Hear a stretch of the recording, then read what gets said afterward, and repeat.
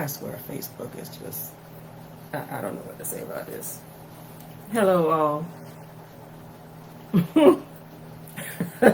I thought for sure they cut me off just now. I promise you, we're not on CP time. We had some technical difficulties with going live, but we are here now. How y'all doing? This is Wendy. My sidekick Mark is right beside me. We are here live, y'all. Just wanted to say hello, good evening to you before we start. Hope everyone is having a good evening.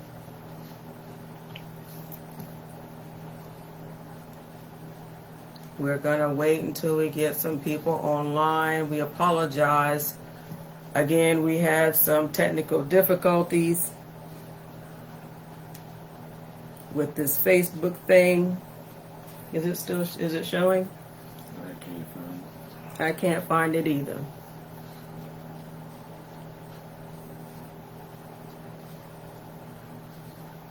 If anybody can see us, send a shout out to me. Let me know you can see us, because I cannot see a thing.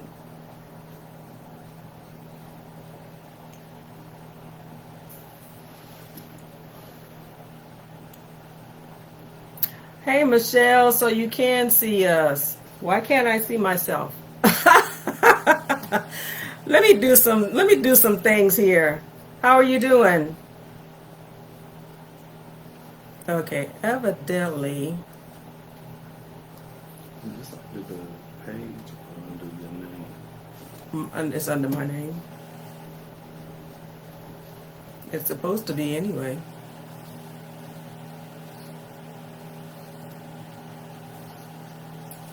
Live is not showing on the page.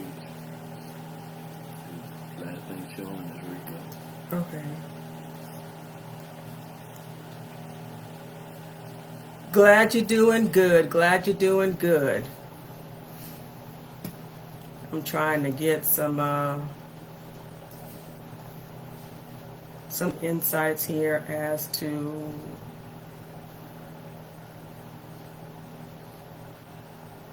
why it's not showing where it's supposed to show. You see it now? Oh, if you hit live. Okay, cool.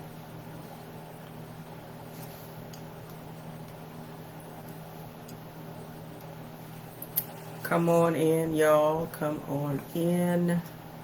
We want to be able to get everybody on here. Hopefully,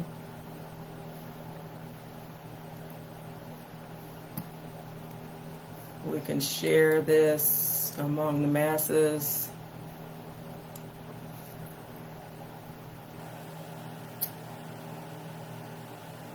If you can see us, please, please, please let us know by saying hello. Oh, Michelle says she do apologize. Hello, Mark. It's just low.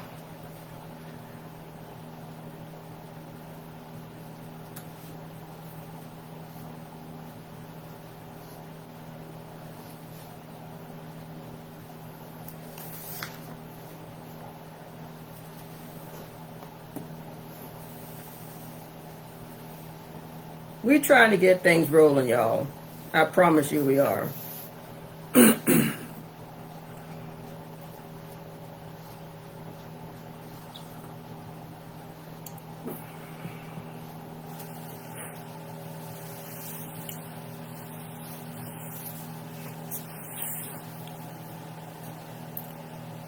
I'm actually about to... See, this is why I hate working with this doggone computer, because I don't know why it's not showing.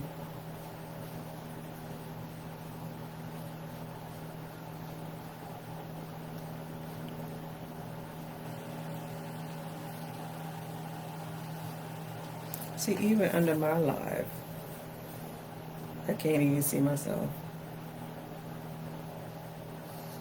This is crazy. It's showing from days ago. Yeah.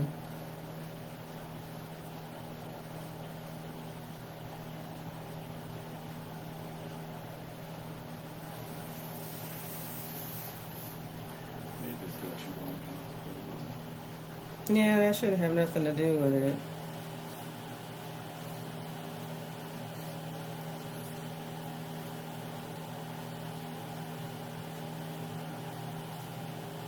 That is right.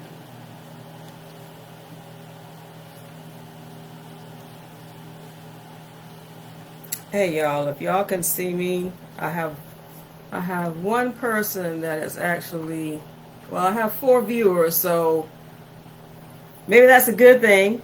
I hope you can see us well. I'm trying to share the actual page, share the live, and I cannot figure out where in the world I can do it from. This is so crazy.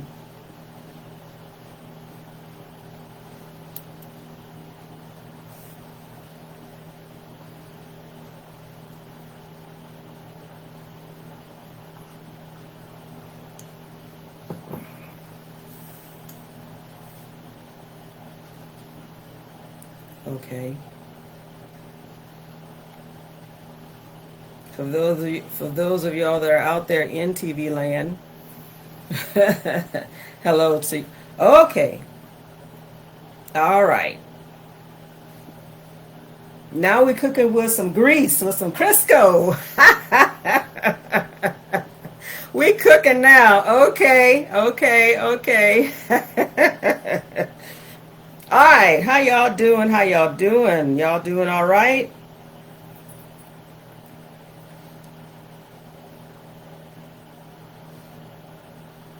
It's lagging behind, but it's okay.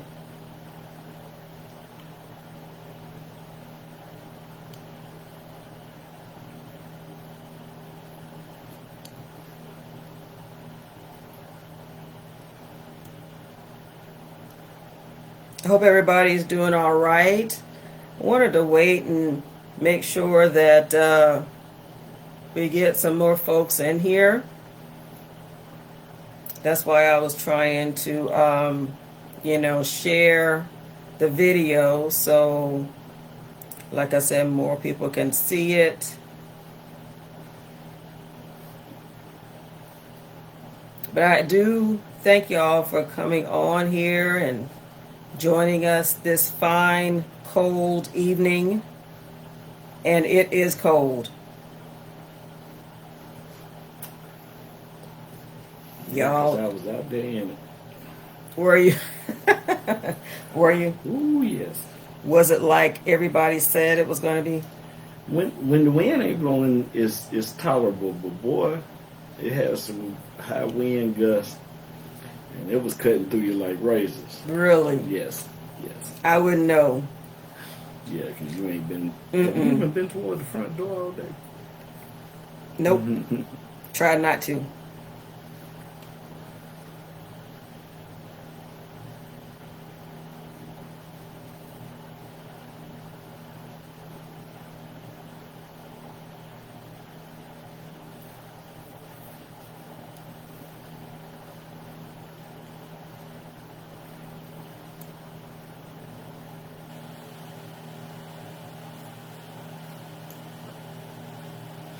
All right, y'all. Well, we're going to go ahead and get started. Again, we don't want to prolong the time. However, we had some technical difficulties with Facebook Live earlier, so that is why we're starting a little bit late. Definitely apologize for that. But we wanted to talk about dealing with depression over the holidays. The holidays are supposed to be that time of year where it's supposed to be festive, it's supposed to be happy, spending time with family. And so there are those that cannot be festive, those that cannot be happy, because there are so many things going on in the world now where they don't feel like they can be happy during this holiday season. And, you know, those are the people that experience, you know, death of a family member or loss of a job or, you know, loneliness. You know, some people are just lonely. There's disruption in the home and they just feel like they cannot, hey Kesia, they just feel like they just cannot cope with, you know, these festive times. And it's hard. You know, there's so many emotions when it comes to with the holidays itself, because I would say, like when you had your men's conversation, there's so much expected during the Christmas season. And, you know, a lot of people just don't have. They just either don't have the finances or don't have the resources in order to make it a good holiday. That in itself is you know, pretty depressing. You know, well, it's just that most people can connect Christmas with giving and getting instead of just being together. So you deal with that kind of emotion. Well, I know, you know, I can't come in with arms full of gifts, so I'm gonna stay away from everybody. Or, you know, you have loved ones that you shared the holiday with recently that aren't here this year, and so, you know, you also have people that, because the holiday is not a good experience for them, they will tend to bring that negativity and kind of drop it off on you. And so now they've transferred that energy to you, and nobody likes the holiday. So it can be rough. It can be rough. Yeah. You know? And you brought up a good point, because so many deaths have occurred since way before COVID, but more so after COVID, you know, during the COVID pandemic. And it just seems like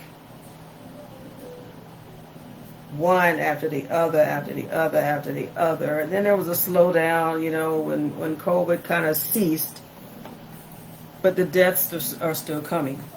And for those who actually have lost loved ones during the COVID pandemic, you know, it's been really, really hard on them because of a simple virus. Something that could have possibly, and I'm saying this lightly, could have possibly been avoided, you know, subsided a little bit. But, you know, it is what it is at this particular point. But, and you're right, Kesia, seasonal depression is real. People don't understand, though, that even with seasonal depression, it's not only during the wintertime.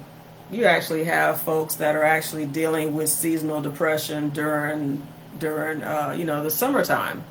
But it mostly hits us during the holidays when we're lonely and we feel sad, and you know, you're missing your loved ones that was here last year but not here this year, and you know, I can tell you the fact that I told Mark about this in one of my therapy sessions with him. I almost got choked. In one of my therapy sessions with him, you know, I was telling him that my older generation, my grand aunts, you know, and all that, are pretty much my family from that area is almost gone. And it hit me. It's like, wow. Everybody that I grew up with, all my grand aunts and uncles, that generation is pretty much just all gone.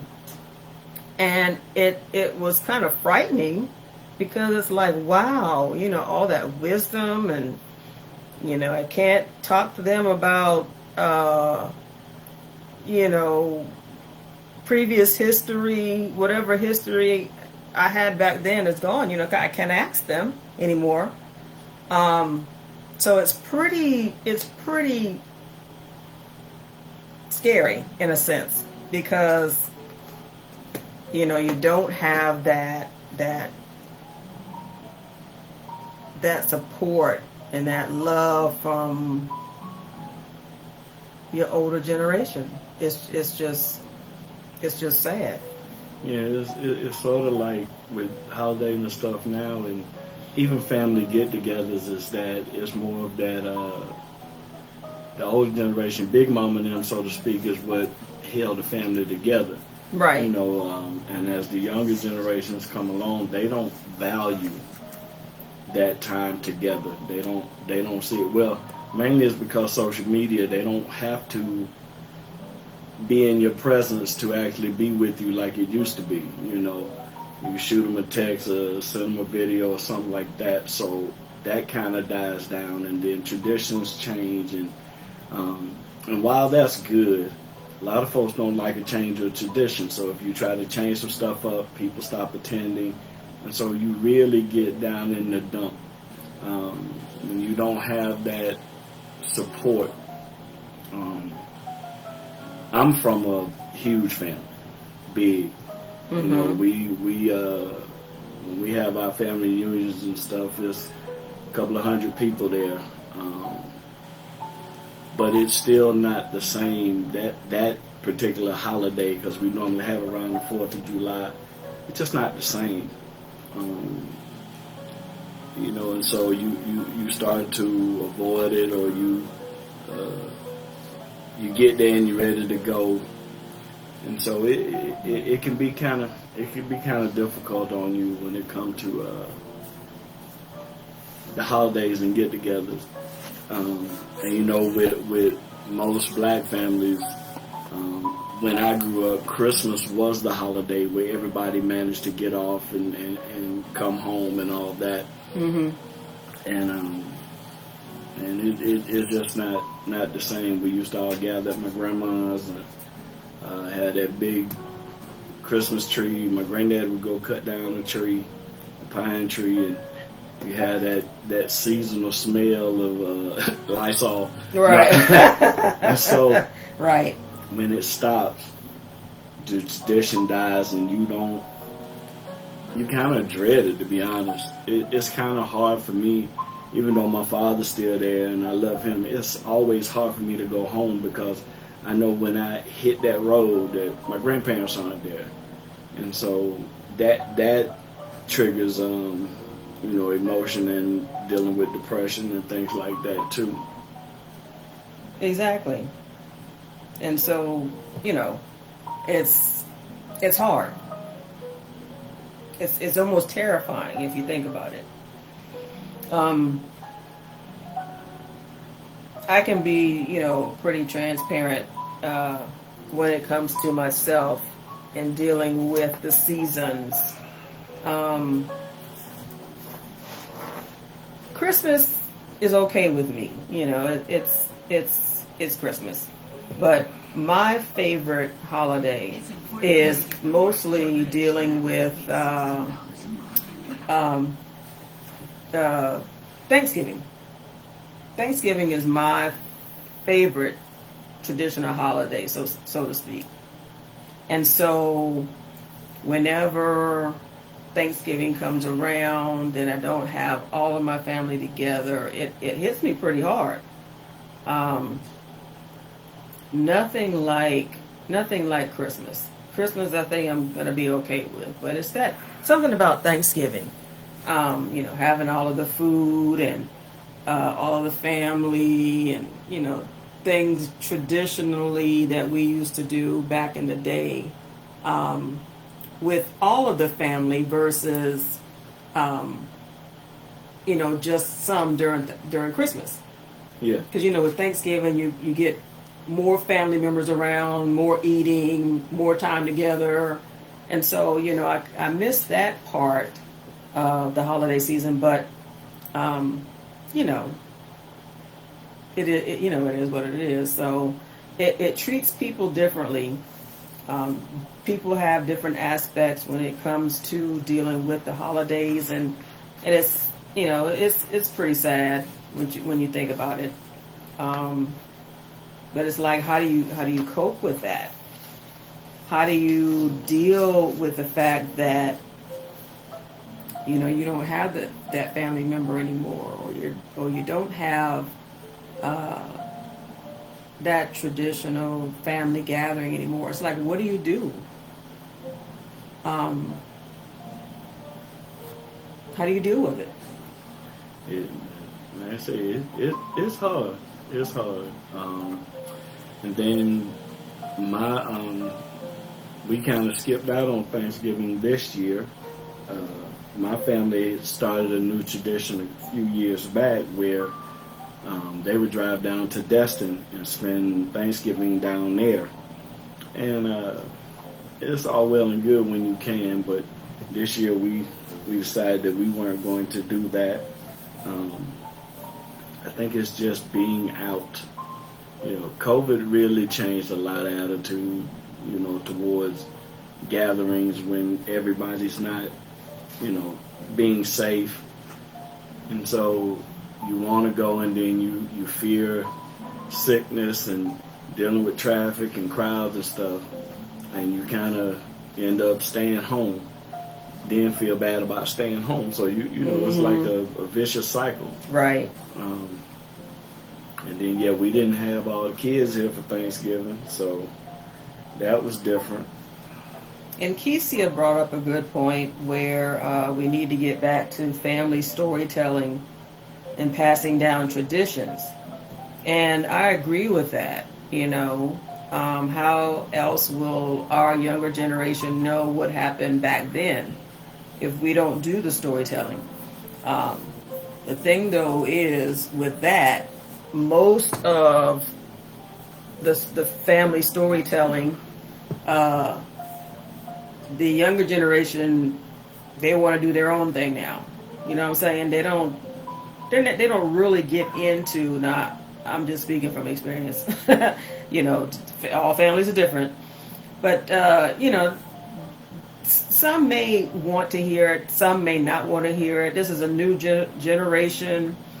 Do they really want to hear about what we did back in the day, and how our grandparents were. Some of them just are not into it. They don't want to really interact like that. They'd rather do more socializing on social media, TikTok and Instagram and Facebook and Twitter. So that's pretty much their form of family entertainment, versus listening to mom and dad tell stories about how they used to live with their mom and dad and their grandparents and stuff like that. So, I agree with you, Kesia, that we do need to pass down those type of traditions, but do the new generation really want to do that? You know what I'm saying? Yeah, Michelle. So it's kind of 6 of one, half a dozen of the other. They really care about it? I know that. Well, I'll put it upside down. I know that sometimes when we talk about back then, I could see the look in my kids' eyes. Let's see, we have 3. Yeah. I'll just say 1 out of the 3, so I won't name names or anything. But if we start, what they gonna do with me? If we start talking about, something that happened with our mother or father or their grandparents or whatever, we may get the eye roll. They may start looking at the, and keep typing and texting and all or whatever they would. They're not even paying no attention to us. They don't. We had we had a discussion with the boys one time, just trying to hand down some of the wisdom we received from our parents in regards to finances and Right. about value over cost. Mm-hmm. And we made the mistake of mentioning buying $300 shoes when you can buy enough clothes and shoes for $300 for a week, so to speak. Right. We were telling the value of owning over stuff, over renting and things like that. Things, like I said, that our parents taught us. Right. The only thing they heard is they were wrong for buying $300 sneakers. That's the only thing they heard. They heard nothing else. Well, what if I can afford them? I'm like, did That's y'all what- hear that? All they heard was don't buy Nike. And so, and sometimes it's not even generational. Sometimes it's within the same generation. Like, for instance, because my family's so big, I'm one of the oldest first cousins, and I'm 52. There are three older than me. Okay. Then after me, the next closest to me is 49, so it's 3 years. All the way down to I have some first cousins that just hit their 20s. So you realize that I have first cousins that are actually younger than some of my kids. And so when you try to, because grandma and granddad gone, they didn't get that wisdom, that talking, or even weren't interested in it because of the age gap. So sometimes it's not even generational as much as it is just the age and what they're going through. And so they don't value that sitting down listening to the stories about this, because they can't fathom it. They can't fathom not having a microwave or not having a cell phone or cable. Yes. Or a computer. Yes. And so you get into that, and I know it might sound like we veered off, but that factors into your get-togethers. That factors into family time. And when you don't have that, or when you know that people aren't going to be as engaged, then you deal with the sadness or depression or disappointment that things don't turn out as you thought they would. You don't have the necessary input. We try to make everybody all inclusive. Like when we play games at our family reunion, well, the older generation, because we ain't gonna be ripping and running, we become the judges to keep us involved. We have a scavenger hunt. Man, I ain't gonna look for nothing. I help you with clues, but it's still everybody's involved. Right. Whereas even when we go play basketball, the ladies would go shopping. Some of the girls would come because they play basketball. All the guys would get together. We would still sit out under the tree and sing mostly gospel, because we sing some R&B, and then I got too many preachers in the family, and it just anyway. Right. But when that starts to die out, when you don't have that same amount of interaction, when one or two pieces are no longer there, depression sets in. My grandparents have been gone now. My grandfather was 08, so that was 14 years ago, and my grandmother 8 years. And like I said, it's hard to go home. Even to see my dad, as much as I love him, it's hard to go home because his house is right next to theirs. Mm-hmm. So and me, my depression and anxiety has gotten worse. And it's funny, now that I own up to it, it's like I can see it more. And so sometimes I want to go, but I don't. I don't want to go at the same time, because I don't want to deal with questions, or I don't want to deal with sadness, or I know it's not going to be what it used to be.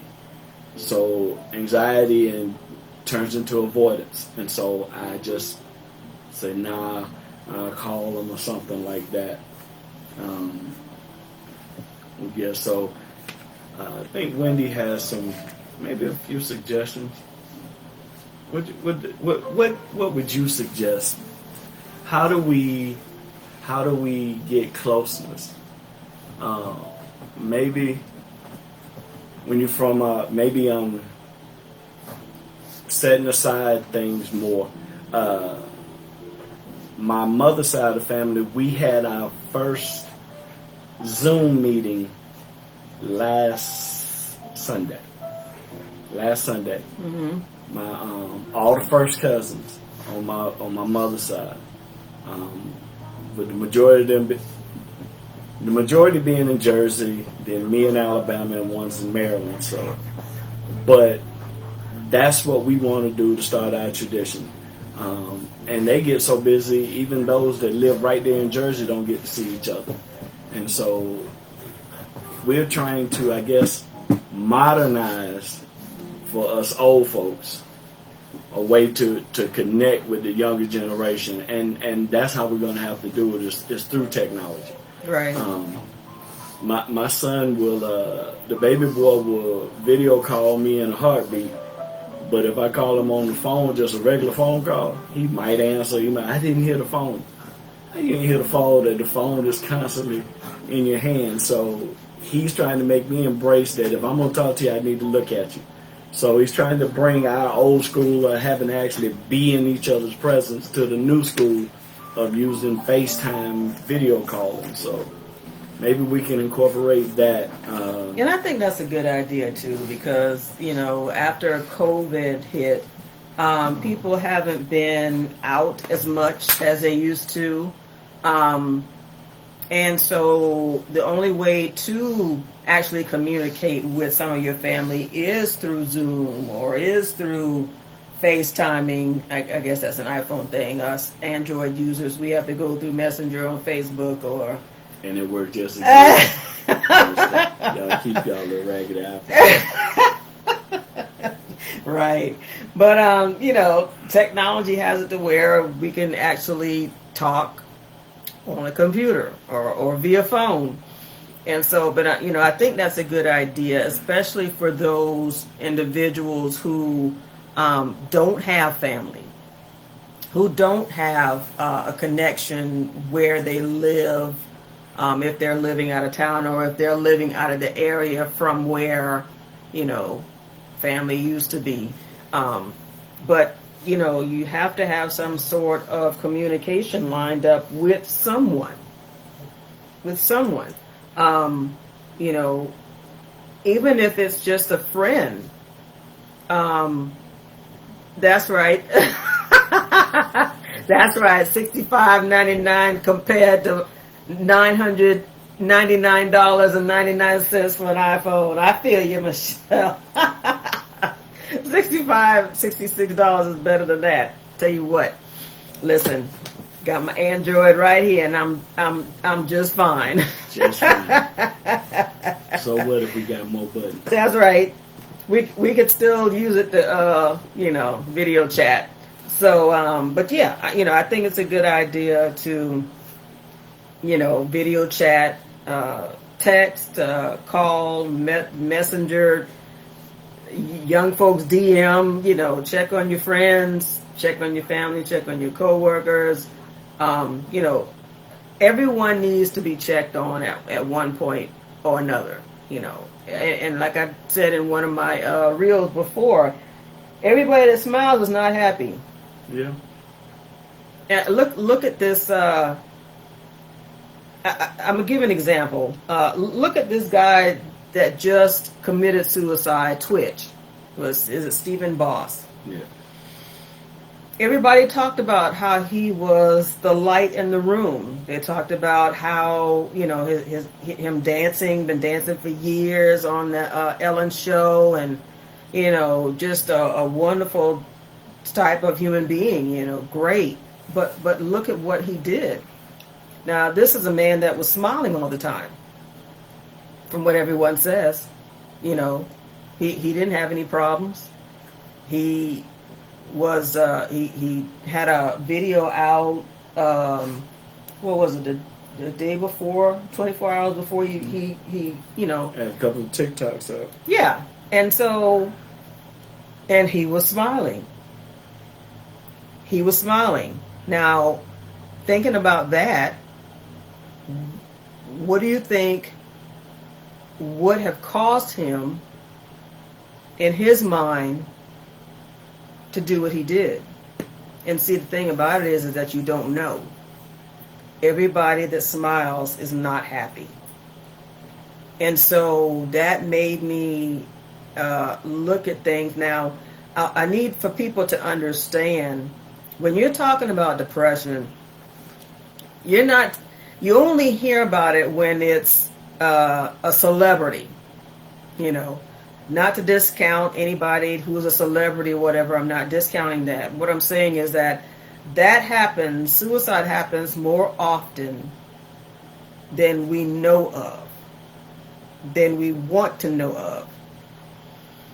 It's not just famous people, y'all. It's people close to home that are having these issues. They are having these thoughts. They are having these suicidal tendencies and things going in their minds. And like I said, they put on this facade that they're happy, that everything is okay. I know of someone whose son took their own life, and she had no idea what was going on with him. Well, that was the intent. The son, or it could have been a daughter, did not want you to know of the things that was going on in their heads. How I know this is through experience. We don't want to put the burden of how we feel on others. There are times when there's some heavy stuff on my mind, and I don't want to put it on Mark because then he would worry about me.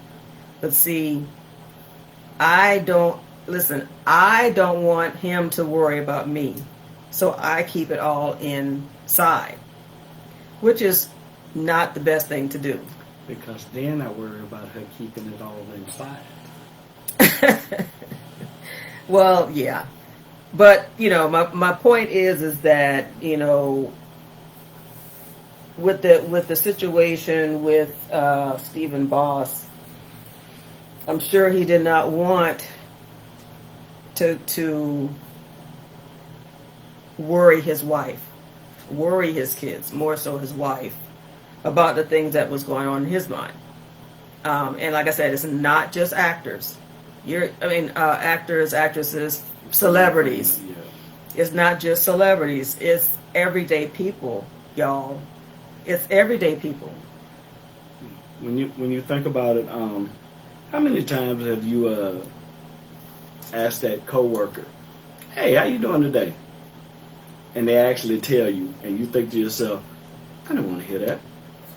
So you even learn to change your greeting. And my mentality is that when someone asks me how I'm doing, I'm gonna say fine, because I know that I don't want them dumping stuff on me, without realizing sometimes that they needed someone to ask that. They needed to tell someone that. And so now, I used to avoid asking how you doing. Now I'll ask. And most people are going to be like me and say fine, but every now and then you're going to have one that it will open the floodgate. And while we're not licensed therapists or anything, sometimes they just need that person to vent to. You get it more, I think, from coworkers because they don't want to vent at home. They can talk to you because you ain't going to see their family and things like that. But we have to consider that a lot of people keep everything inside. I know that I still will tell Wendy I'm all right when I'm not, more from physical pain than anything emotional at the time. But it's a habit, you know. You know, black people, we talk, don't tell all your business and don't tell nobody nothing, and nobody wants to hear that. And so you adhere to those messages and you don't say anything. And then it starts to build up. And then, like, some can't deal with it. I've had a couple of my classmates from high school that I've talked to, and 2 weeks later they took their life, not knowing anything was going on. You know, they did the same thing. Oh, I'm good. Everything's fine. The kids are all good. They doing this, that, and the other. Then a week or two later, I found out that, you know, they took their own life. And so it's tough. So I learned to take them few minutes and let folks get that off their chest if they need to. I don't reach out as much as I used to check on people. And a lot of that is due to sometimes you get this selfishness, like, well, ain't nobody checking on me. And so I admit I have to get out of that habit, you know, and just, like I said, with technology now, I just shoot them a text. And it sounds impersonal, but that is actually sometimes the easiest way to get someone to, that's really dealing with something, to respond, you know. Well, yeah, I know with me it's a little bit different. A lot of times I don't reach out because I feel like I can't, because I'm going through something myself. And it's hard to actually reach out to folks and talk when, you know, I'm actually going through something myself. And I can, you know, a lot of times I just can't talk. You know, I don't feel like I can talk because I have so much on my mind. So, you know, there are different situations for different people. But, you know, there was something that you mentioned earlier, and I had wanted to say something about it. I think it was about the outlet part. You know, when you ask people how they're doing, and they really, you know, let loose about how they're feeling. You know, a lot of times that is correct. You know, people just want to talk. However, they don't want to seek, excuse me, y'all, they don't want to seek therapy, which is really what a lot of people need, you know, when they want to talk about certain things. Certain things you don't want to talk about personally with folks, but then there are folks who want to do that as well, and you know, which is okay. But in order to get, and I meant to put this disclosure out there in the beginning, but I got caught up with Facebook and issues and stuff like that. But I wanted to throw this disclaimer out there. This is not medical advice. You know, this is just personal experiences that, you know, we've actually dealt with. So we're not medical professionals, nowhere near it. We're just telling you this by experience. So now that I got that disclosure out there, I meant to put that in the front, but it's in the middle. So at least you know now. But you know,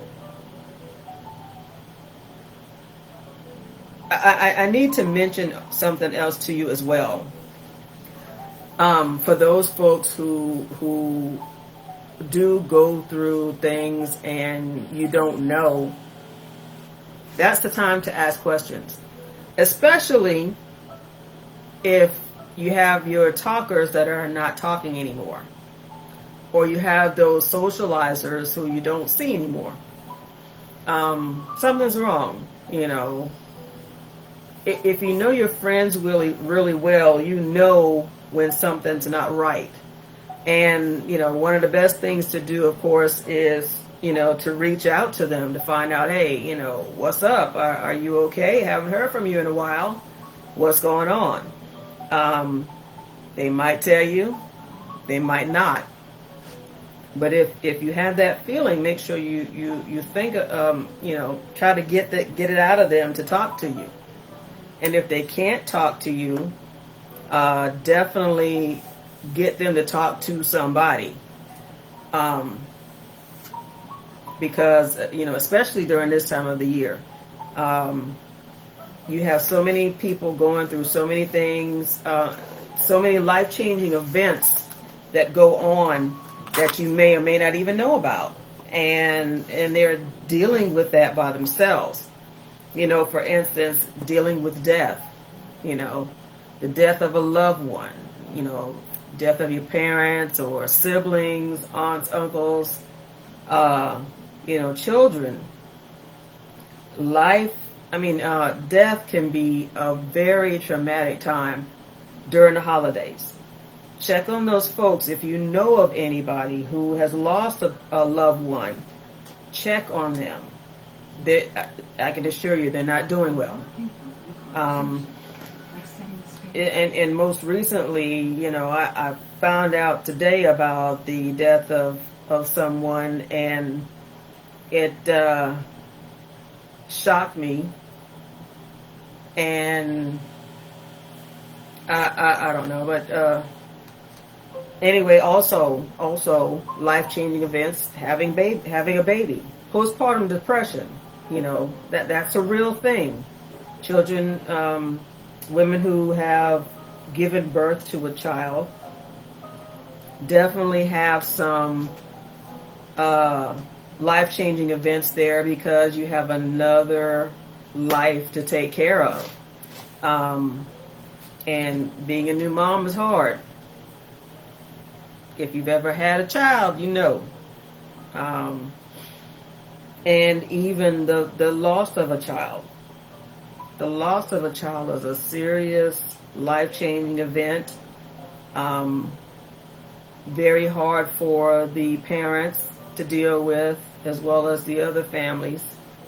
And here's another one that I dealt with personally. Children leaving the nest. That's a life-changing event. You've been with this child from birth until graduating from high school, graduating from college, and now they're out on their own. And it's like, wow, empty nesters actually can go through depressive stages.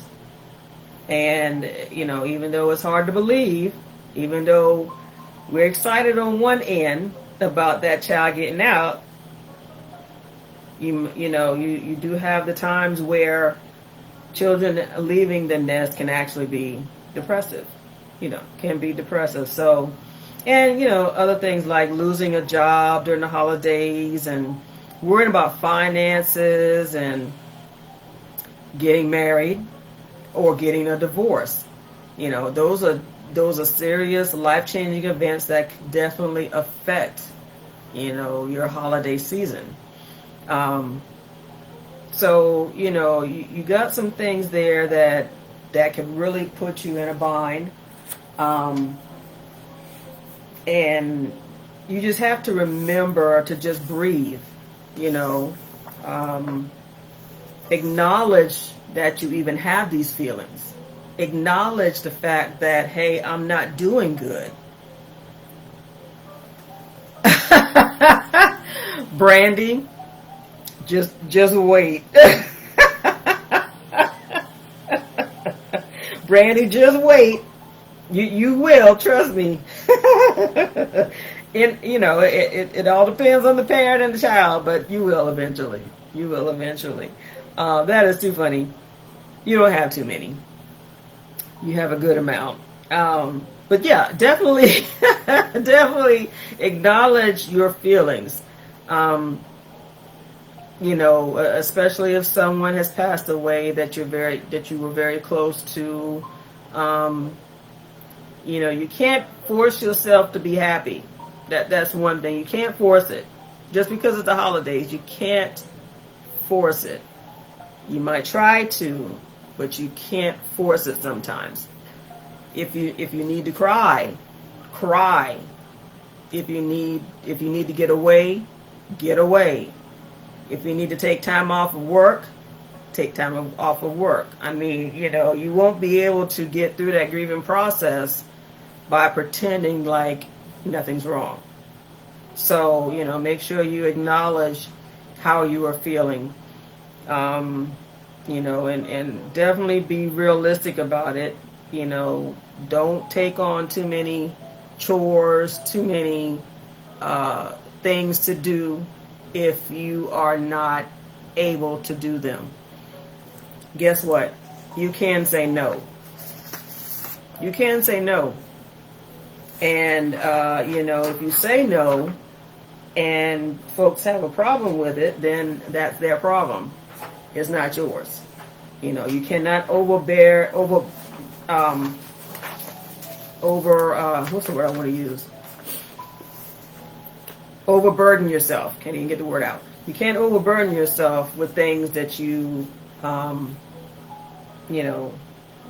not able to do mentally. So, and just make sure that if you're not able to do it, just say no.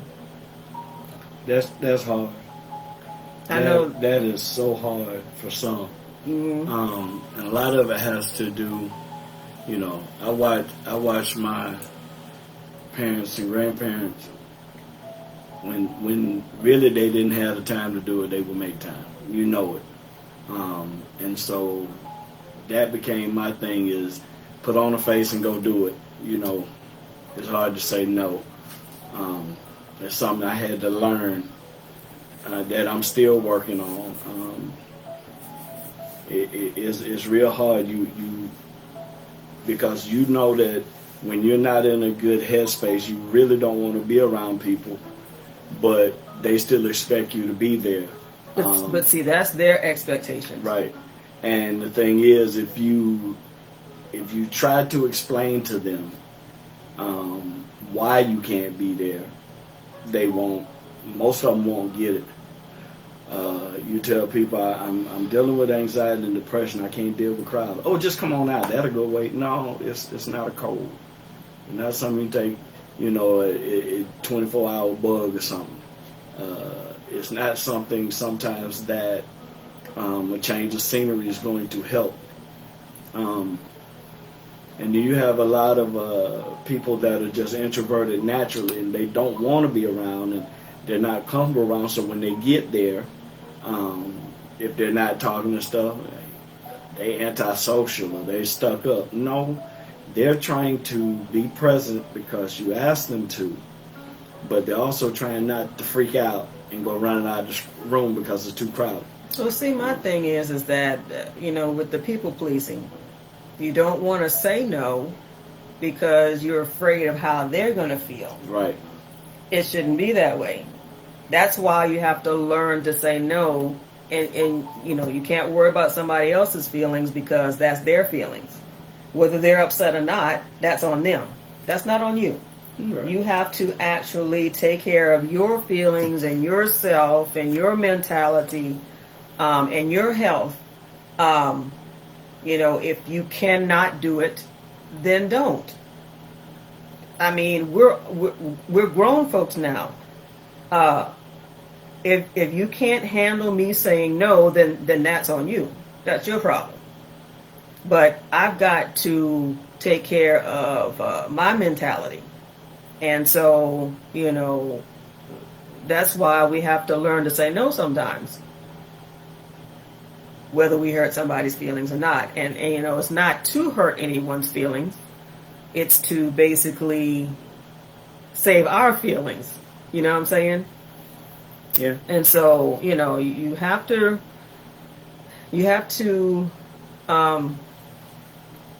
Sophia said, a lot of people pleasing is deeply rooted in childhood trauma. We have to heal parental, and you are exactly right. We have to heal parental wounds. And a lot of that is instilled in us as grown folks. And some people don't know how to get rid of that because it's instilled in us. I can say that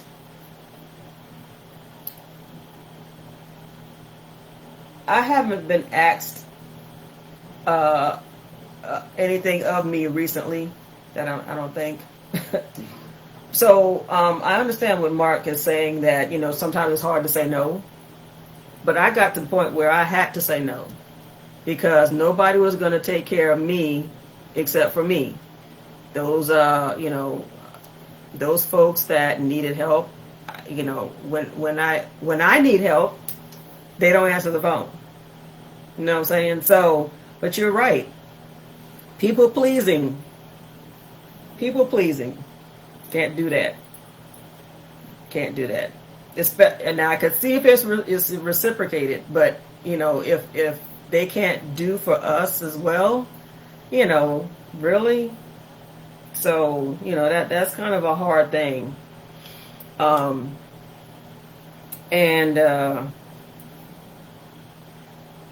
also when it comes to the holidays, I know Mark had his, what's the thing called, the live with Lavender, with the men, and they were talking about the holidays and financial stuff, and having to get worried about being able to have money, during this time of season. Well, this is the part where you have to, you don't want to tell people that you can't, oh, well, I shouldn't say people. You don't want to tell your kids, hey, I can't get this because, mommy or daddy don't have the money. This is Christmas. You're supposed to have money to get me a present, mama. Daddy, you're supposed to have money. What about that money tree in the back?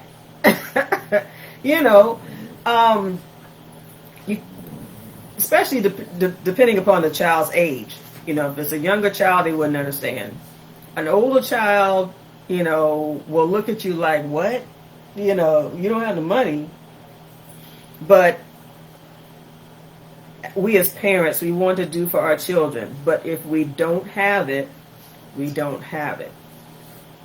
And you cannot stress yourself out about it, because we all, at one point or another, just didn't have, And then once you've been doing it for a while, it is very hard to convince your kids and even others that you can no longer to convince them to stop commercializing holidays. Christmas is not just about getting gifts, or getting, even if it's about getting gifts, it's not about always getting what you want and the most expensive and things of that nature. And that's a lot of pressure on men, even now. But I had to learn to say no. RJ said, for Christmas, Dad, you just, yeah, I'm going to call him out. What are you going to do, whoop me? RJ said, Dad, for Christmas, you can just give me a couple of $100. I'm like, he did? I said, where exactly am I supposed to find this couple of $100? Where am I supposed to find this 100? He's talking about a couple of $100. I'm like, Did he? Yes. About as bad as when he told me, since we live together, I can give him my gas card. Yeah, just a couple of $100. Just so nonchalant. A couple of $100 would be fine. I'm sure it would. Yeah. If you get an extra couple hundred, can I have something? Yeah, exactly. See, if I get a couple extra $100, I'm gonna need them for my books, because more than likely. But no, seriously, we commercialize for so long that when we can't do, it becomes a problem. I actually, and what's funny, I tell folks all the time, my favorite part of Christmas was not about toys or anything like that. Because all I think I asked for, that I remember asking for, was a bicycle and a Stretch Armstrong, and I got both of them. But my favorite part of Christmas was Stretch Armstrong. I remember him. Yeah. He lasted 2 weeks. I found out he don't stretch as far as you think. But my favorite part of the holidays, That's right, Brandon. and I think that's why I'm not as much for Christmas as I used to be. Is that up until I was 18? Yes, 18. My grandmother would make me a fruit box. That's what I look for every year, and it had 2 oranges, 2 apples, some peppermint, some of that little strawberry granny candy. You know what kind I'm talking about. Some The Brazil granny nuts, candy? yeah, some Brazil nuts, which I hated. Walnuts and pecans. That was it. That's what I wanted, and I would eat all that fruit probably at one time. Now that was a gift of love. Yes, she would have it under the tree, and of course I would get socks from everybody. But when I turned 18, I went over there for Christmas, and I looked, and there was no fruit box under the tree. I'm like, Grandma, where my fruit? She like, boy, you grown now. I'm like, where my fruit? She like, it's in there on, all the fruit. Well, we still got it. It's in there on the table. That's not the same. So I left out, went to say Merry Christmas to everybody else. When I come back, she had my fruit ready. And, after that, so I told them that when it comes to holidays for me, I'm kind of desensitized because of my blessings. Our family was together all the time. And so a holiday, we might be together for a holiday, but we might be together on a Tuesday out there barbecuing. So it wasn't really the same until I got older. And like I said, a few pieces start a few branches gone from the tree, so to speak. Mm-hmm. And so, even now with my family, they don't understand why I seem to be distant, because they don't understand, because the way I used to be, how I could possibly have depression and anxiety. Because, Mark, you always out there cutting up and stuff. I said, yeah, because that's a defense mechanism. That's me. Humor is my defense. That's my go-to. Right. Right. If I can get you to laugh, and then maybe you can't see the pain behind my eyes. Exactly. And so when I stopped doing that, I'm like, man, I ain't heard from you in months. I ain't seen you in months. You don't come around with it. And I would make up excuses. I'm working, man, then the weekend and with RJ. But the bottom line was that I couldn't do it. I just could not bring the smiles. I couldn't bring the fun. And so instead of dealing with what's wrong with you every 5 minutes, I stopped going. And that makes it hard for the holiday, the time when you're not eating, when you actually have to talk, and you don't really have anything to say. So holidays went from being fun to being just another day, to me wanting to avoid them. So I've gone downhill, so to speak, since my youth.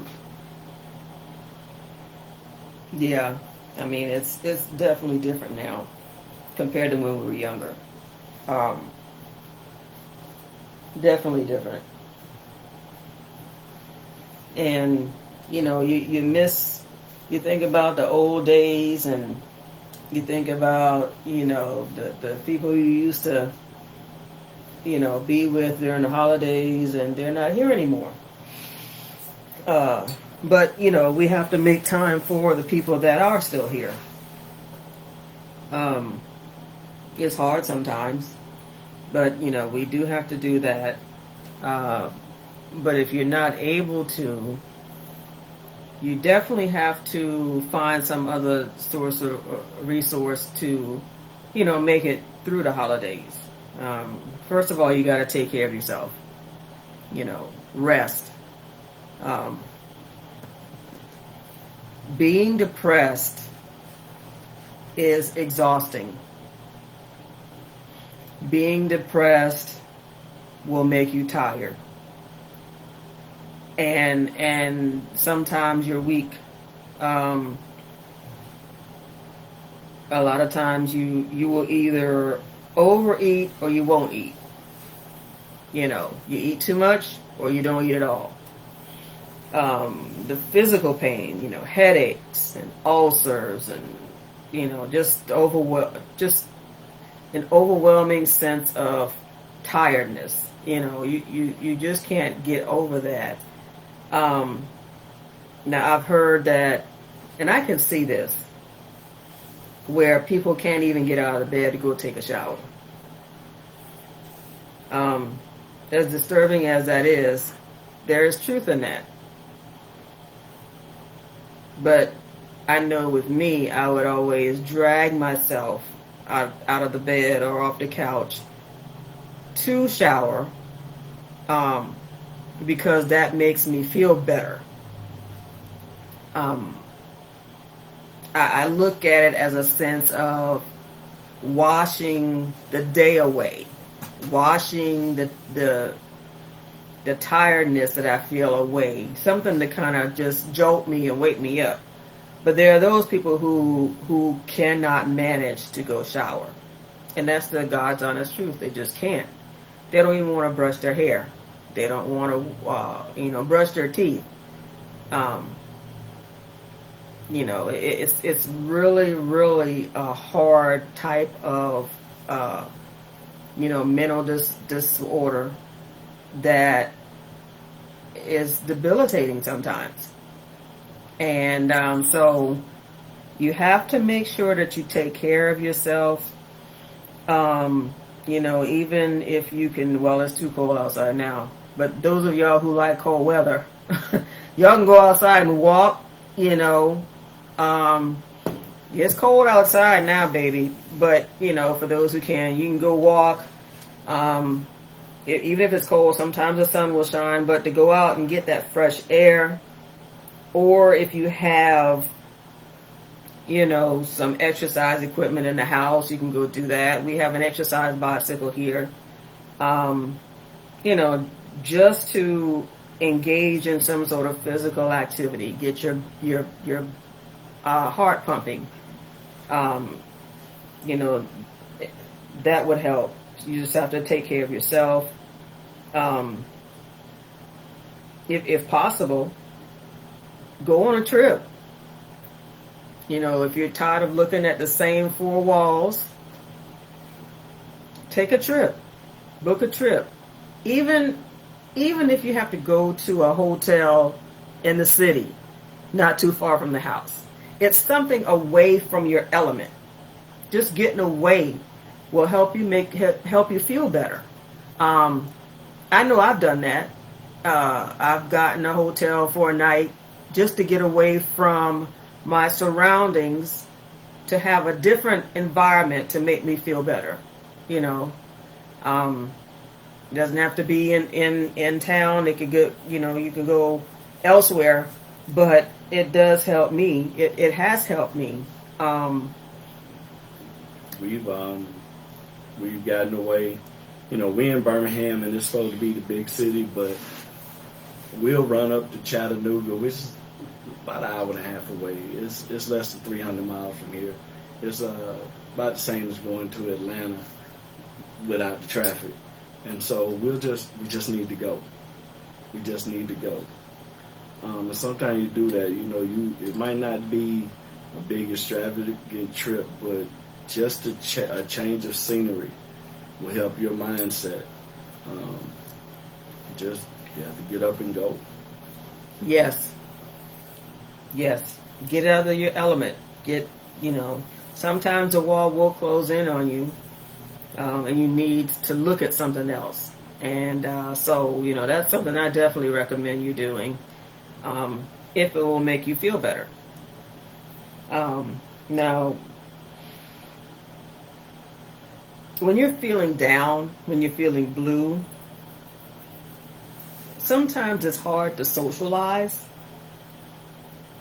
But it's a good idea to get out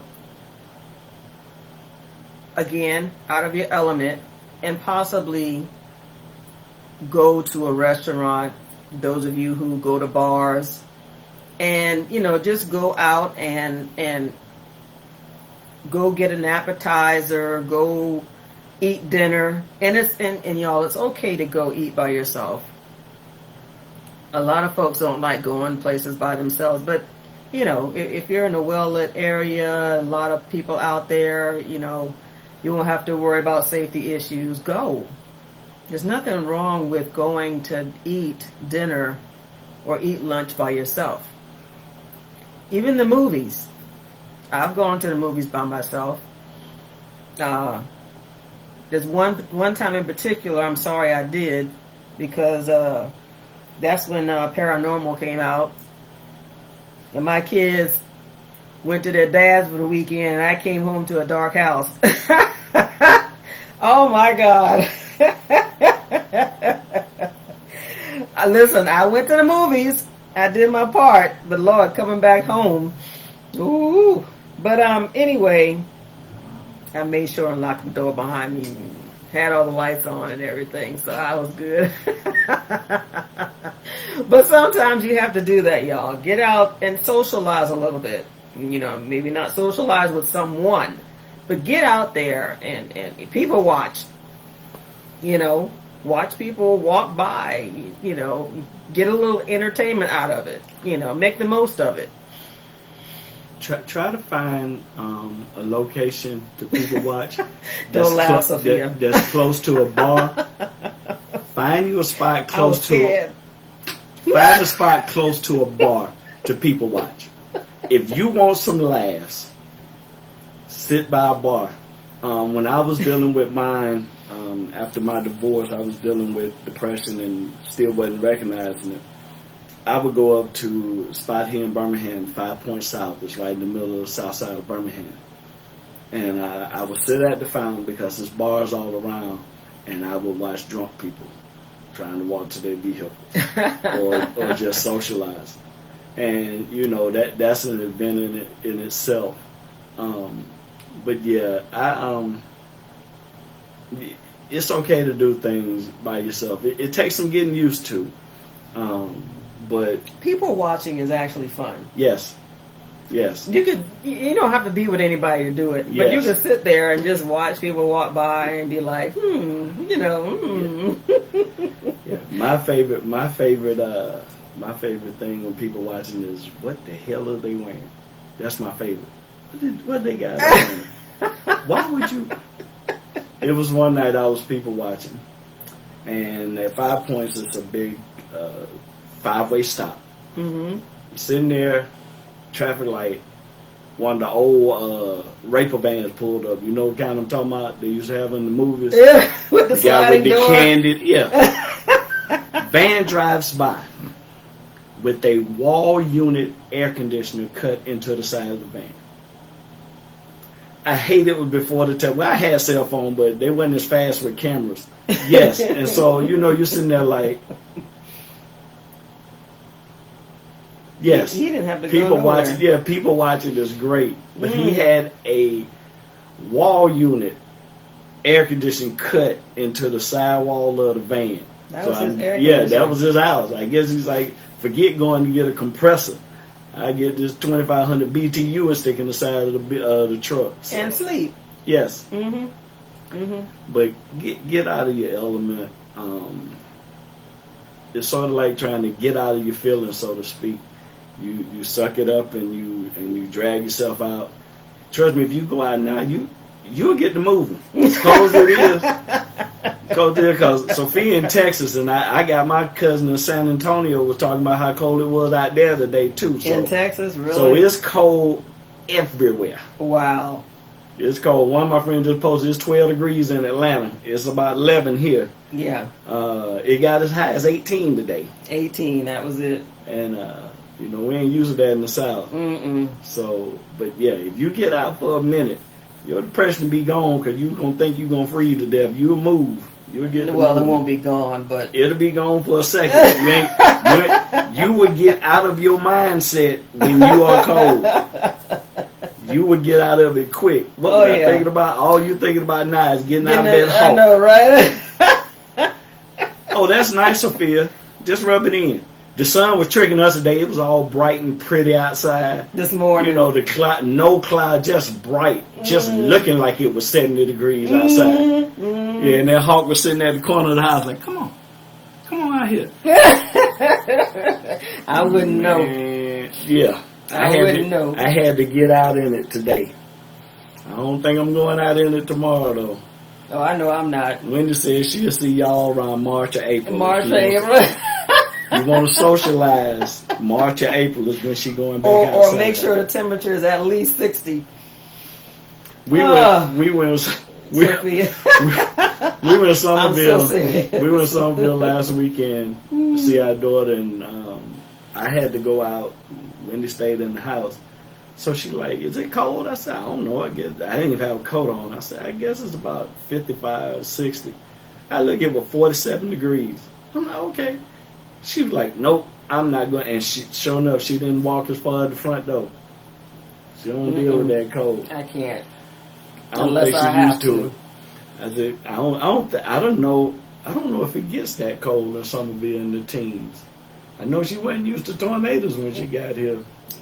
That's a whole nother story for another day. But South Carolina don't really get cold until, well, I don't know how cold it is now, but really until January, February. I can only recall one time, maybe two, that it actually snowed around Christmas in all of 53 years of my life. So, it's not as cold as it is now, unless it's at night or sometime in January, February. But let me say this about people who are watching. You can feel free to type in your suggestions of things you would like to do. When you're in the dump, so to speak, or feeling down. Not necessarily if you're dealing with depression or anxiety or anything, but just some suggestions to do when to change your mindset, so to speak. This is interactive. Everybody can't talk, but everybody can contribute. Oh yeah. Sort of like collection at church. Those that will, let them come. And I'm sorry, y'all. Humor has become such a defense mechanism for me that I can't stay serious for a long time, especially if I'm talking. Now, if on those rare occasions where my mouth is closed, maybe, but if I'm talking, jokes just come out. You see how she looking? They just fall out. And, I get so many looks from her like, what is wrong with you? Yes. But it became second nature. And I feel like even when I can't laugh, if I can help somebody else laugh, that could be therapeutic to them. Now, one thing I will say though, when I have been in my depressive state, I could actually go on either Instagram or Facebook and see something humorous that will make me laugh when I had no intentions of laughing. And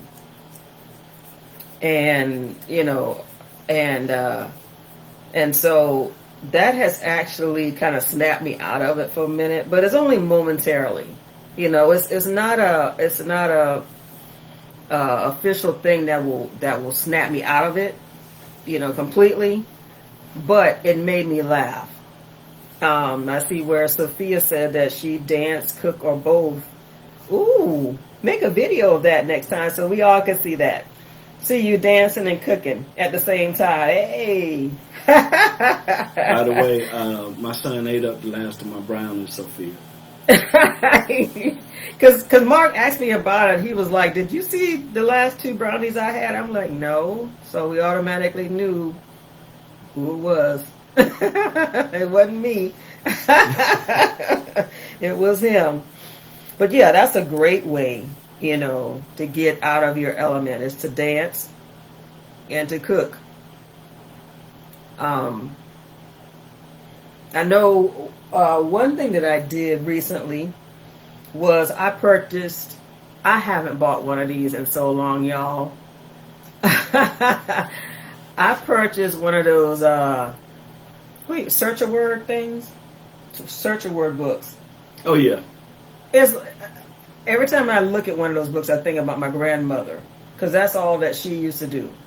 And word finds. Word finds. Yes. So I was in, I don't know where I was, and I purchased one of those books, and I'm like, let me just get it, because, you know.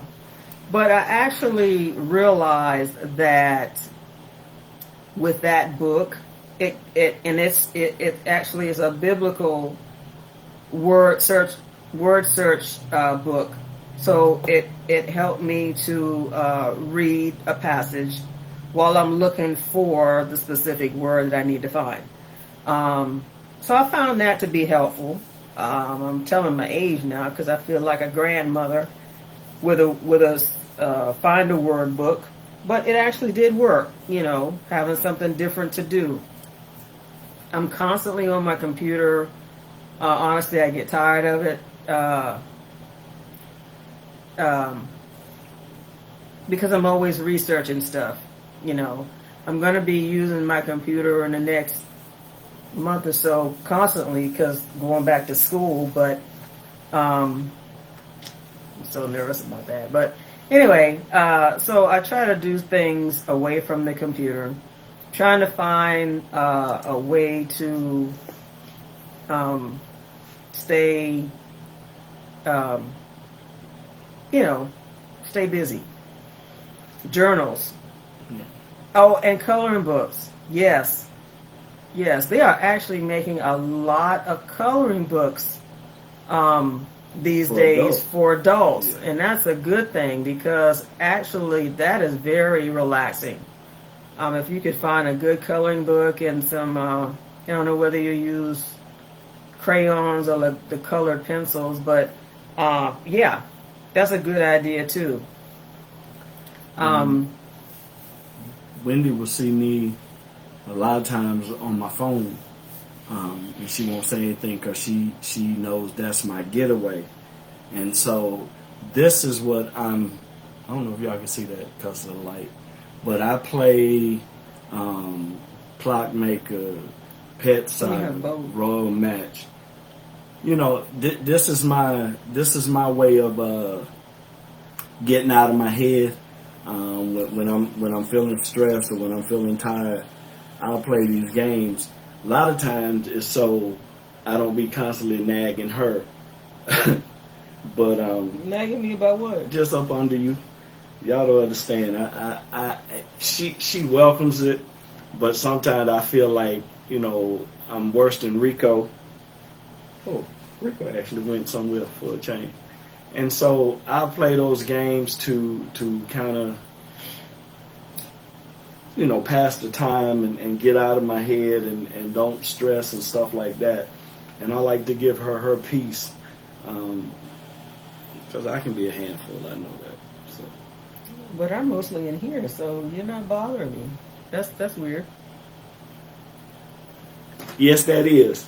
She is exactly right. Yeah, it is. It is. It's therapeutic too. I try to I read somewhere that about 8 hugs a day, and so I'll periodically come in here and hug and whatnot, and when you can. But for those that can't, that's why I said the video games kind of help me pass the time to get out of my thoughts. Yeah, because a lot of times, the single folks, when the cuddling is not available, it's like, what do they do? And, like Sophia said, with the journals and the coloring books and reading and cooking, that type of thing. Do something that you like to do. People crochet. I actually have some crochet yarn and needle. I haven't touched it in a while though, but I was doing that at one point. I'm still waiting on my scarf. Just to, occupy my time and stuff like that. So, you have to do what you have to do that makes you happy, makes you comfortable. And so, excuse me, so, that's definitely a great idea. But, man, They did something when they put those games on these phones. Because Mark and I will be up 1, 2, 3 o'clock in the morning playing Clockmaker, Clockmaker or Royal Match. Talking about, send me a life. I ain't got no more. Give each other a life. At 2 o'clock in the morning. Now he has to be at work, but the next morning in a couple of hours. So yeah, I normally hit the floor. Attempt to hit the floor about 6:30, and it'll be 3 o'clock in the morning, and we still playing games. But yeah, find something. Find an outlet to do to try to help you through the holidays, especially for those who don't have family close that they can interact with. Used to do stuff that COVID kind of curved, slowed that down. But me and RJ would go. I would always donate clothes, and our church family would take food to the homeless and stuff like that. And it's a way to occupy your mind and find something to do for the holidays that can help by staying active. It's hard out there. Yeah. Michelle, that's why you see me sending you stuff via Messenger all times of night. Yeah, because you don't sleep. I definitely go to sleep after Mark. I think I went to sleep before you last night because I don't know what came over me, but I'm normally up after you. Yeah.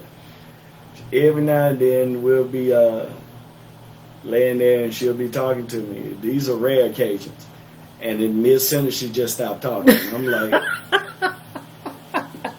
But most nights... Mid-sentence though? Yeah. Most nights I'll roll over, put that phone down, roll over, and she still have hers trying to keep the light from bothering me. I tell her all the time, when I'm sleeping, ain't no light gonna keep me awake. But yeah,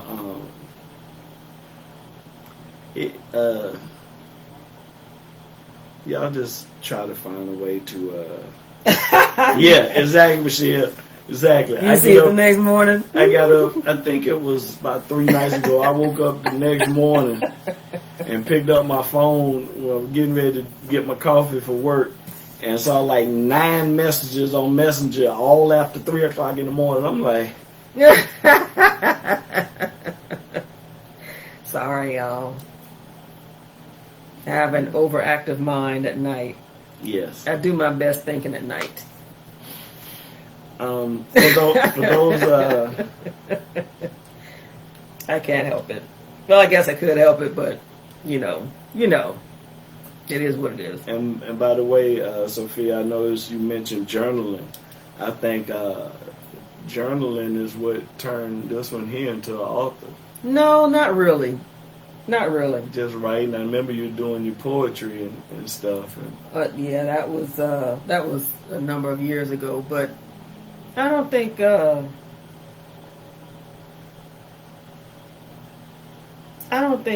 journaling part was what started me with that. I think I just started writing, when I yeah. I know, right? It's like it never ends. I'm always constantly thinking about something. The only time I think is when I'm sleeping. Other than that, I'm always constantly doing something. But it's so hard for you to go to sleep. Yeah. Yeah. You can't just wind down. No. It's hard to do that for me.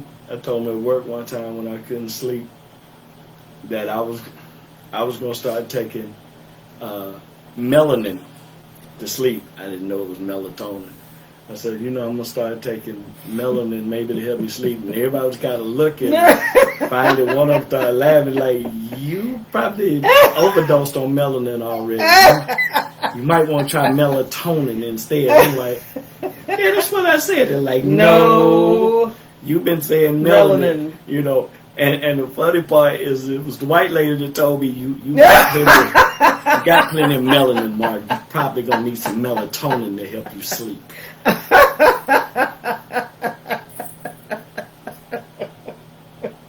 And I was saying it proud. Yeah. I said, I've been And reading wrong. up on it. I've been reading up Proud on this. and Saying wrong. help you sleep. You take some melanin in it. Proud and wrong.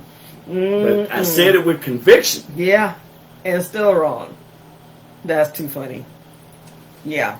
So, yeah, definitely do something to keep your mind occupied, because, We went through it. I'm sorry. you know, they say an idle mind is a devil's workshop. And, you know, a lot of times we think about things we shouldn't be thinking about. And I know I have. Yeah, that too. That too. Talking about my melanin. Yeah. And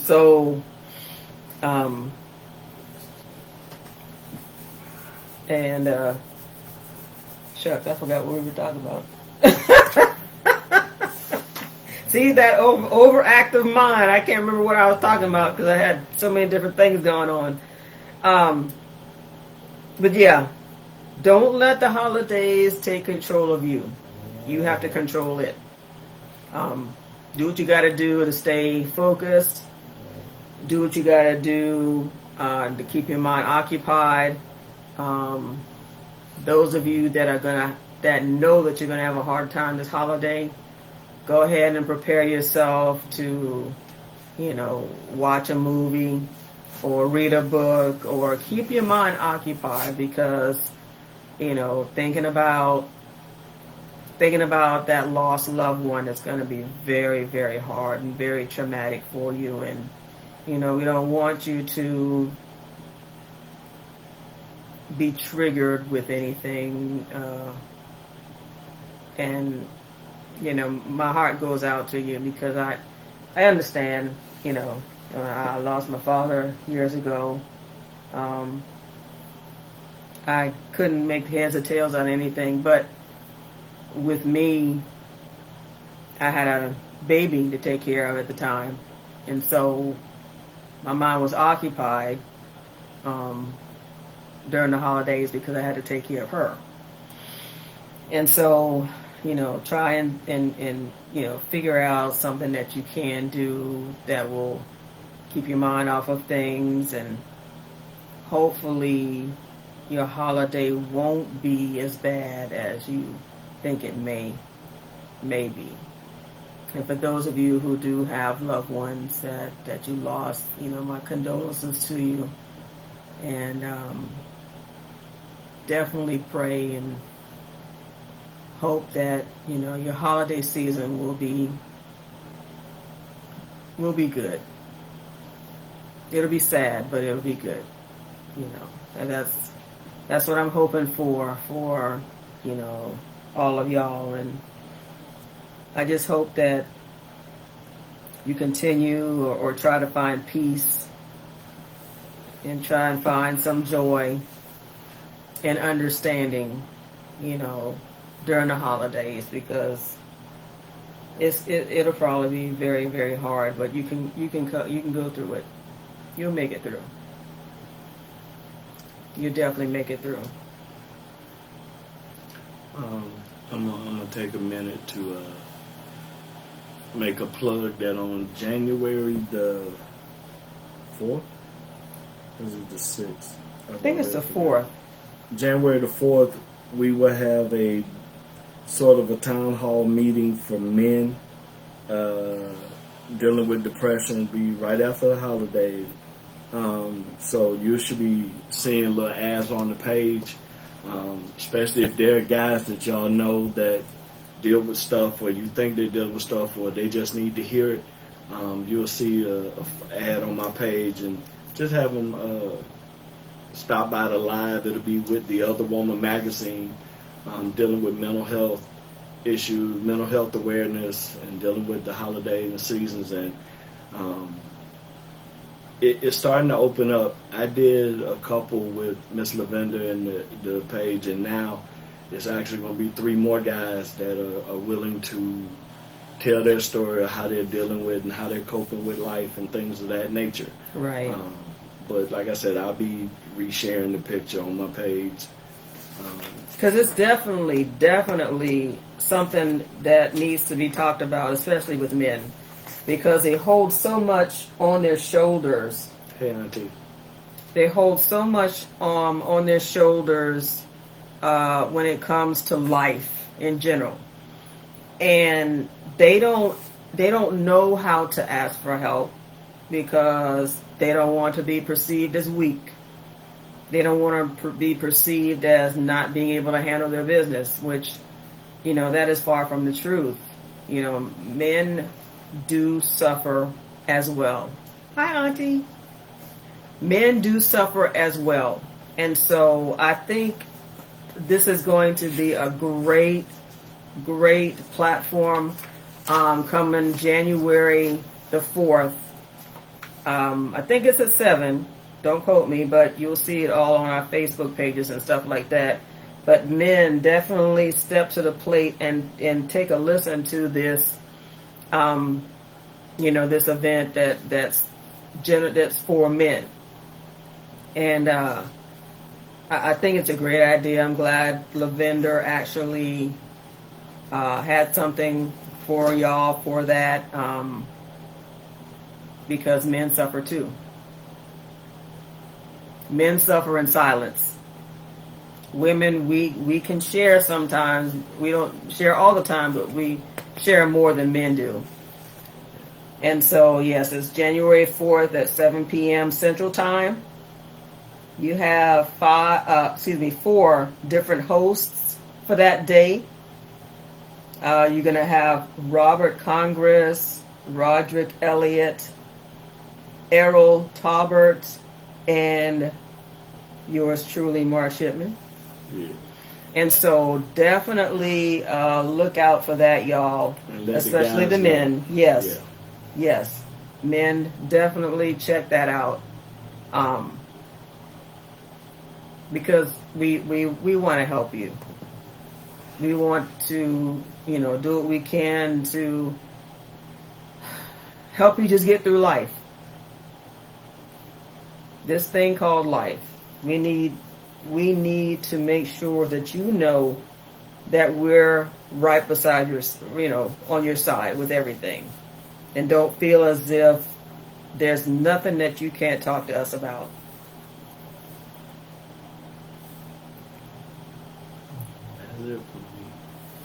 So, you guys, thank you so much for joining. And I hope that if you have any questions, definitely, because this is a no time limit thing. If you have any questions about what we talked about, you have any anything you want to discuss, let us know. Question, answer time, whatever you want to do. Because like I said, I wanted this to be a non-time limit talk. You're very welcome, my dear. You're very, very welcome.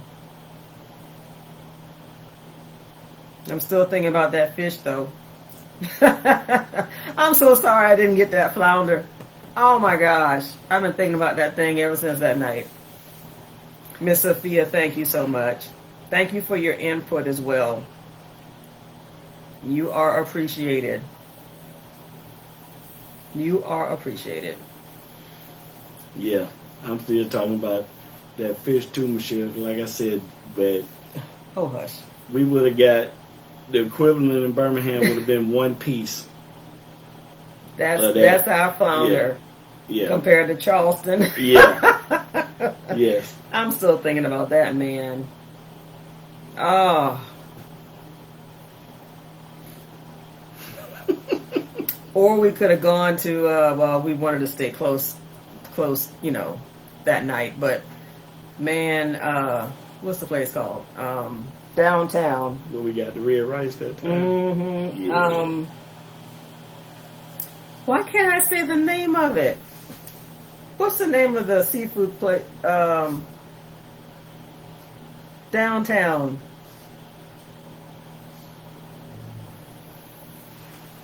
I haven't been going that long. I can't think of the seafood place.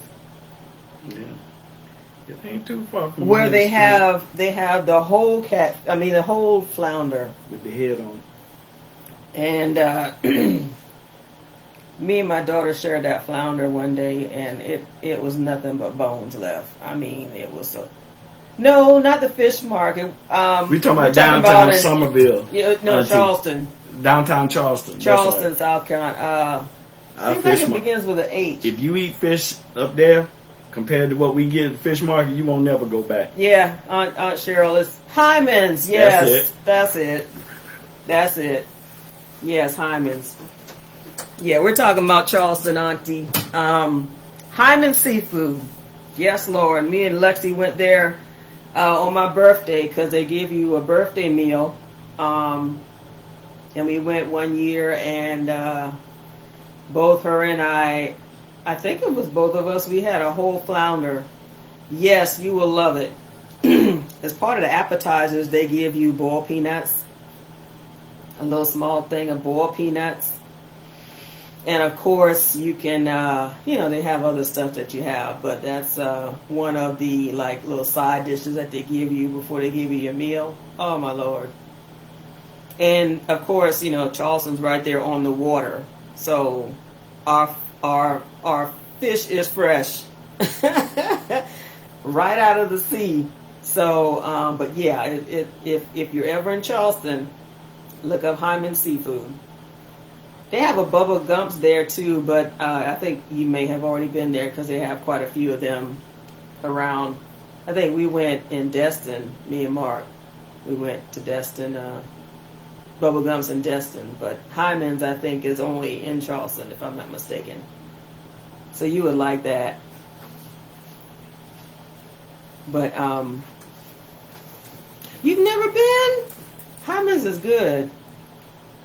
I need to look for that picture of the before and after of that flounder that me and Lexi ate. I can't remember. Did Lexi eat that flounder by herself or did we share it? I can't remember. Well, she might have ate it by herself, but it was nothing but bones. You hear me? Tomorrow we went to fish market, went to Hyman. Me and Lexi went to Hyman. Oh yeah, nah, it was you had to run a DNA test on it. It wasn't nothing left. Nothing but bones, I promise you. I'm like, girl, I can't remember whether we shared it or not. But anyway, it was gone. Yes, we went to Bubble Gump in Destin, yes. Yes. But I think Hyman's is only in Charleston, if I'm not mistaken. Man, Bubble Gump we got that great little shrimp basket thing. Oh yeah, that 3-cone basket of shrimp. Yes. I don't like coconut, but that coconut shrimp was good. Yeah. Definitely. Oh, in New York. Okay, so bubble gump is everywhere, huh? Auntie, y'all been to the back porch down there in Destin? Man, we had, what was it? A salmon dip? Did she? The woman gave Wait a it minute. to us. Didn't she go with us? No. When we had the couples retreat? We didn't go to the back porch then. Oh, that was it wasn't that one? Yeah. It was someplace else? Okay. Yeah. Oh. But yeah, back porch with that salmon. They have a salmon dip, like a tuna dip. Ooh. It was delicious. Y'all done made me hungry. Don't take much. Yeah. Made me hungry. All right, y'all. Well, I guess we've talked probably a little bit too much. I don't know. How long has it been? 7. Well, it hasn't been that long. We started at 7, right? Yeah. Not too. Okay, hour and 40, almost 45 minutes. So we didn't do too bad. But hopefully, whoever views this video after the red light is off, whoop, there it is. After the red light is off, we are no longer live. So if you say hi, Wendy, and we don't answer, that means we're not live anymore. Yeah. That happens all the time. After the live, people say hi, Wendy, and I'm like, I'm not there. So if that red light is not on, y'all, listen, if the red light is not on, we are not live anymore. Just like the hot donut light at Krispy Kreme. Yes, the hot donut light,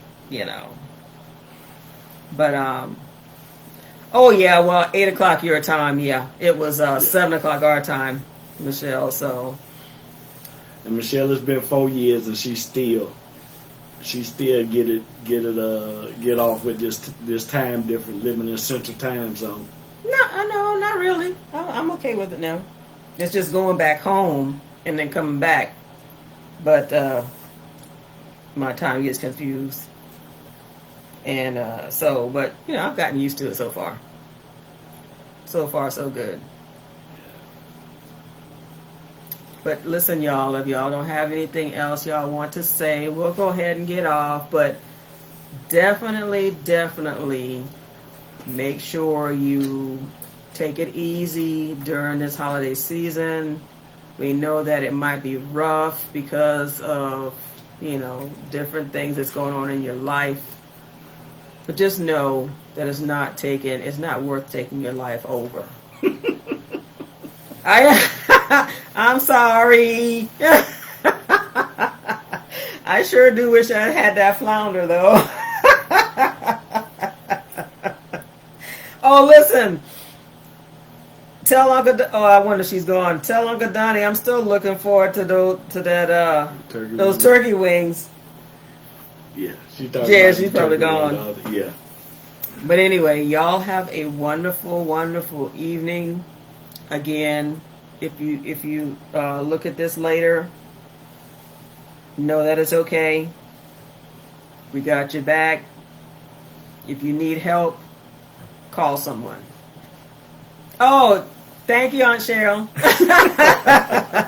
If you need help, call someone. Do not suffer alone. And if you feel like you can't talk to anyone, 988.